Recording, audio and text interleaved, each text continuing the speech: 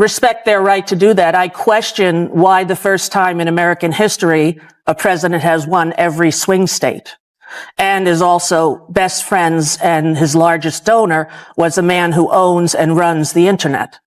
So I would hope that that would be investigated and that we would see whether or not it was an anomaly. Donald Trump reportedly reacted angrily after Rosie O'Donnell made a series of explosive claims about him on live television and across social media. Her latest comments questioning his health appear to have struck a nerve, prompting Trump to lash out and even threaten to revoke her citizenship, something a U.S. president does not have the legal authority to do. From July 2025 through January 2026, Rosie repeatedly alleged that Trump is experiencing dementia, congestive heart failure, and broader cognitive decline. Supporters argue she is raising serious concerns about transparency and leadership, while critics say her claims are speculative and politically charged.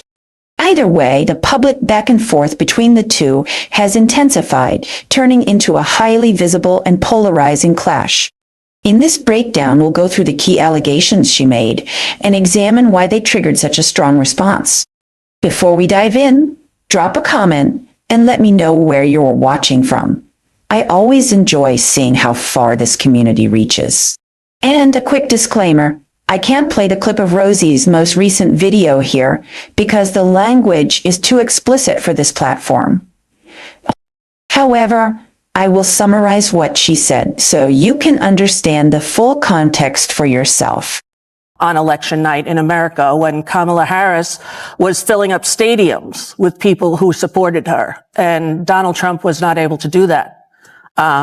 So it's curious to me. And as an American and a believer in democracy, I would hope that we would be able to look at all of the controversy escalated on July 13th, 2025, when Donald Trump, then serving as President of the United States, posted a message on Truth Social stating that he was giving serious consideration to revoking Rosie O'Donnell's citizenship, calling her not in the best interests of our great country. He added that she should remain in Ireland if that country wanted her. This statement immediately sparked backlash. Rosie O'Donnell was born in Long Island, New York in 1962, and under the 14th Amendment, a U.S. president does not have the authority to revoke the citizenship of a natural-born citizen. Constitutional scholars and legal analysts quickly pointed out that citizenship cannot be stripped by executive decision, emphasizing that the United States is not a monarchy and that such power does not rest with the presidency. O'Donnell, who relocated to Ireland in January 2025, responded publicly. In a sharply worded statement, she rejected Trump's characterization of her and accused him of embodying what she sees as the country's political decline. She also claimed that he had previously made threats toward her family, an allegation that has not been independently verified. Supporters of O'Donnell frame the dispute as a free speech issue involving a sitting president targeting a critic, while Trump's allies describe it as political theater. The confrontation deepened when O'Donnell appeared on Jim Acosta's program and openly questioned Trump's mental and physical health.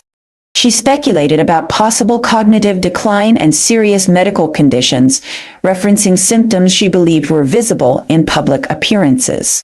However, no official medical diagnosis has been released confirming her claims, and the White House has not substantiated those allegations. At the same time, tensions within the broader media and political environment intensified.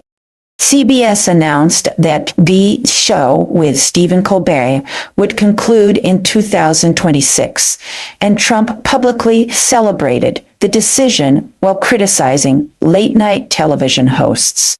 O'Donnell suggested the cancellation may have been politically influenced, though no direct evidence has established government involvement in the network's decision. Meanwhile, Protests in Minnesota opposing immigration enforcement policies drew national attention. Trump criticized some demonstrations and signaled he could consider federal authority if unrest escalated. Supporters of the protest described them as peaceful civic activism. Critics argue that certain actions crossed legal boundaries. What began as a personal dispute has evolved into a wider political flashpoint. The clash now touches on constitutional limits, executive authority, media independence, public protest, and the boundaries of political speech in a deeply polarized America.